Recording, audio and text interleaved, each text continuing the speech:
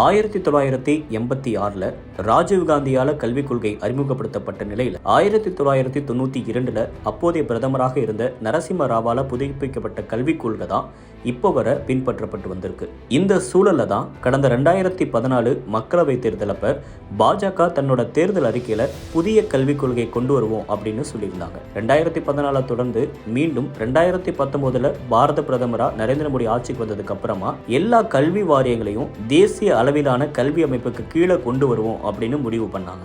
ஏற்கனவே சிபிஎஸ்இ பள்ளிகள் தேசிய கல்வி அமைப்புக்கு உட்பட்டு இருந்த நிலையில மாநில கல்வி வாரியங்கள் அனைத்தும் மாநில அரசோட அமைப்புக்கு உட்பட்டு தான் இருந்து கடந்த 2020 மோடி தலைமையிலான பாஜக அரசு புதிய கல்விக் கொள்கையை கொண்டு வந்தாங்க. சில மாநிலங்கள் எதிர்ப்பும் சில மாநிலங்கள் ஆதரவும் தெரிவிச்சாங்க. இந்த நிலையில கடந்த 2021 ஆகஸ்ட்ல மத்திய அரசோட இந்த தேசிய கல்விக் கொள்கையை முதல் மாநிலமா ஆதரிச்சது கர்நாடகா. புதிய கல்விக் கொள்கை 2020 படி உலக தரம் வாய்ந்த கல்வி கொடுக்கப்படும், நம்ம நாட்டோட கல்வி மேம்படும் அப்படின்னு பிரதமர் மோடி மேடைதோறும் பேசினார். இதையடுத்து பெரும்பாலான மாநிலங்கள் தேசிய கல்விக் கொள்கையை அமல்படுத்த தீவிரம் காட்டினாங்க. ஆனா தமிழ்நாடு, கேரளா, மேற்கு வங்கம், தெலுங்கானா உள்ளிட்ட மாநிலங்கள் எந்த முன்னெடுப்பையும் எடுக்காம இருந்தாங்க. தமிழ்நாட்டை பொறுத்த வரைக்கும் மத்திய அரசோட இந்த திட்டத்துக்கு அரசியல் கட்சிகள் எதிர்ப்பு தெரிவிச்சாங்க.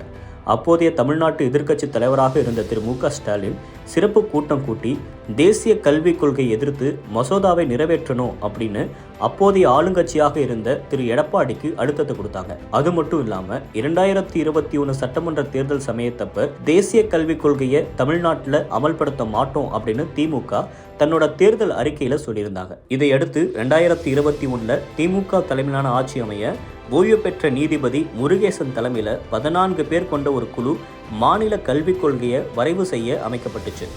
இந்த நிலையில தான் தேர்தலுக்கு முன்னாடி வரைக்கும், அதாவது கடந்த 3 ஆண்டுகளாக தேசிய கல்விக் கொள்கையை நிராகரிக்கும்னு சொல்லிட்டு வந்த திமுக அரசோட நிலைப்பாட்டில் இப்ப மாற்றம் ஏற்பட்டிருக்கு. தமிழக அரசு வெளியிட்டிருக்கக்கூடிய இந்த அறிக்கையில PM ஸ்ரீ பள்ளிகள் திட்டத்தை தமிழ்நாட்டில் அமல்படுத்த புரிந்துணர்வு ஒப்பந்தத்தை தமிழ்நாடு அரசு மத்திய கல்வித்துறையோட ஏற்படுத்தியிருக்காங்க. பள்ளி கல்வித்துறையோட இந்த அறிவிப்பு கடந்த மார்ச் 15 வெளியிட்டிருக்காங்க. கடந்த 2022 ஆண்டு PM ஸ்ரீ பள்ளிகள் மத்திய அரசோட ஒரு புதிய திட்டத்தை அறிமுகப்படுத்தினாங்க. அந்த திட்டத்துக்கு கீழே இணைய தமிழ்நாடு அரசு இப்ப ஆர்வம் காட்டியிருக்காங்க. அதன்படி முதற்கட்டமாக நாடு முழுக்க 14,500 பள்ளிகள் தேர்வு செய்யப்பட்டு அந்த பள்ளிகளில் புதிய கல்விக் கொள்கை அமல்படுத்தப்படும் அப்படின்னு சொல்லப்படுது. இந்த திட்டத்தின் மூலமாக ஸ்மார்ட் வகுப்புகள், நீர்நிலைகள், பசுமை எரிசக்தி பயன்பாடு, நவீன வசதிகளுடன் வகுப்பறைகள், நவீன விளையாட்டு உபயோக பயிற்சி வகுப்புகள் அப்படின்னு மத்திய அரசோட உதவியில இந்த பள்ளிகள் இயங்கும். இந்த திட்டத்துக்கு ஏற்கனவே 29 மாநிலங்கள் ஒப்புதல் தெரிவிச்சிருந்தாங்க. பீகாரும் இந்த திட்டத்தில் இணைய முயற்சிகள் மேற்கொண்டு வருது.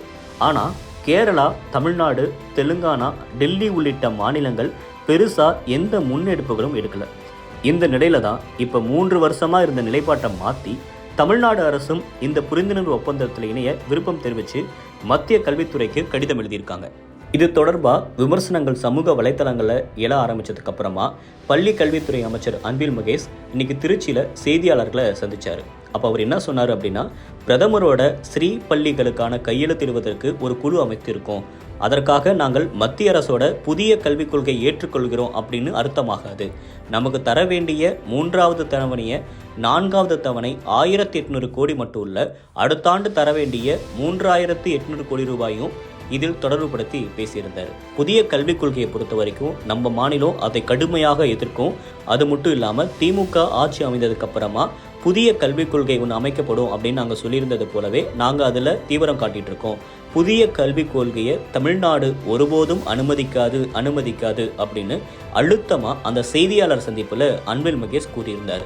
அன்பில் மகேஷ் என்னதான் தெளிவாக விளக்கம் கொடுத்திருந்தாலும் கூட இந்த ஒரு செயல் அப்படின்றது சமூக வலைதளங்களில் அதிகமாக விமர்சிக்கப்பட்டு இருக்கு.